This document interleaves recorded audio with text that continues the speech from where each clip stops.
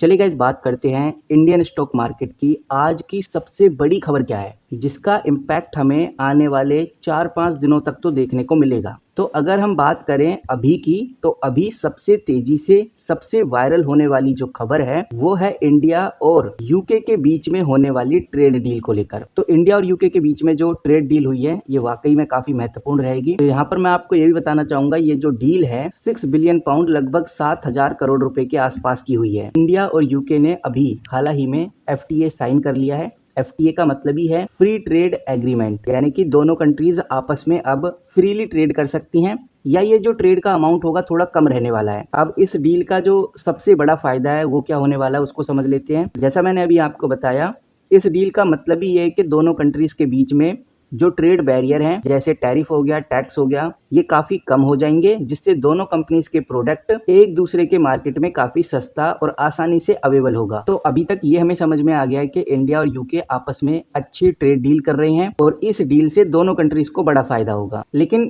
किस कंपनी को ज्यादा फायदा होगा, किस कंपनी को लॉस हो सकता है इंडिया में, ये थोड़ा समझ लेते हैं और जानते हैं कि भाई ओवरऑल चल क्या रहा है। तो ये पूरा डेटा समझने से पहले एक बार हमें ये समझना होगा कि इंडिया के कौन कौन से प्रोडक्ट हैं जो यूके में काफ़ी ज़्यादा सप्लाई होते हैं, काफ़ी ज़्यादा कंज्यूम होते हैं। तो यहाँ पर इंडिया सबसे ज़्यादा कपड़े, जूट, ज्वेलरीज और सी फूड, इसी के साथ जो इंजीनियरिंग गुड्स होते हैं वो यूके में सबसे ज़्यादा सप्लाई करता है। और अब इस ट्रेड डील के दौरान यूके जितना भी इम्पोर्ट टैरिफ है उसको कम कर देगा। इससे ये जो सेक्टर है इनका एक्सपोर्ट काफी ज्यादा बढ़ जाएगा। इंडिया में नई नई जॉब क्रिएट होंगी। इंडियन कंपनीज जो टेक्सटाइल बेस्ड कंपनी है जैसे रायमंड हो गया, टाइटन हो गया, या जो सी फूड एक्सपोर्टर कंपनीज हैं उनको बड़ा फायदा होगा। तो इन कंपनीज के ऊपर हम नजर रख सकते हैं। बाकी जैसा मैंने आपको बताया, कुछ कंपनीज को झटका भी लगने वाला है। वो इसलिए क्योंकि जो ब्रिटेन है यानी जो ब्रिटिश कंपनी है वो इंडिया में अपना प्रोडक्ट सप्लाई करेंगी और इंडिया को उस प्रोडक्ट के ऊपर टैक्स या टैरिफ हटाना होगा, क्योंकि ये एग्रीमेंट दोनों कंट्रीज के लिए हुआ है। दोनों कंट्रीज को अपने टैरिफ को कम करना होगा या खत्म करना होगा। तो ब्रिटिश जो कार्स हैं, विस्की है, मेडिकल डिवाइस हैं और जो एरोस्पेस पार्ट हैं वो काफ़ी ज़्यादा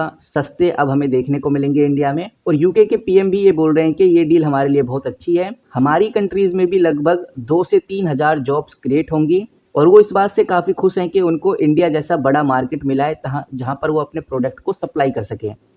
इतना ही नहीं गाइज, जो सर्विस सेक्टर है जैसे आईटी हो गया, फाइनेंस हो गया, एजुकेशन हो गया, इसमें भी हमें कोऑपरेशन ग्रोथ देखने को मिलेगी। इंडिया और यूके के बीच में सर्विस सेक्टर को लेकर मिलकर काम करने की बात कही गई है। इंडियन कंपनीज जैसे टीसीएस हो गया, इन्फोसिस हो गया, विप्रो हो गया, अब यूके में इजीली ऑपरेट कर पाएंगी। वहीं इंडियन फाइनेंस कंपनीज हो गई जैसे बैंक या फिनटेक्स हो गए, उनको भी यूके के अंदर आसानी से एक्सेस मिल जाएगा। वहीं एजुकेशन सेक्टर के अंदर जो इंडियन स्टूडेंट्स हैं जो यूके में जाकर अपनी तैयारी करते हैं, पहले उनके लिए वीज़ा लगाना काफ़ी मुश्किल होता था, लेकिन इंडियन स्टूडेंट्स के लिए इस डील के बाद वीज़ा और जो वर्क वीज़ा पॉलिसी है उसको काफ़ी फ्रेंडली बना दिया जाएगा। वहीं इंडियन एजुकेशन प्रोवाइडर्स हैं जैसे कोचिंग्स हो गए या ऑनलाइन एडटेक्स हो गए, वो भी यूके के अंदर अब एंटर कर सकते हैं।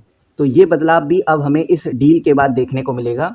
लेकिन सबसे बड़ा और सबसे इम्पोर्टेंट पॉइंट तो यही आ जाता है कि क्या वाकई में इस बड़ी खबर, इस बड़े एग्रीमेंट से इंडियन स्टॉक मार्केट में फर्क पड़ेगा, इंडियन स्टॉक मार्केट में हलचल हमें देखने को मिलेगी या फिर नहीं। तो गाइस सबसे इम्पोर्टेंट और ज़रूरी बात तो ये है कि ये जो डील है अभी साइन तो हो गई है, लेकिन अभी यूके के जो पार्लियामेंट है वहाँ से अप्रूवल आना बाकी है।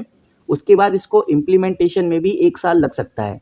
तो कहने का मतलब ये है कि अभी इमीडिएट बड़ा मार्केट मूवमेंट हमें देखने को नहीं मिलेगा, पर ये जो अपडेट आई है इस अपडेट के एक्साइटमेंट की वजह से कुछ स्टॉक्स में हमें ज़बरदस्त तेज़ी देखने को मिल सकती है।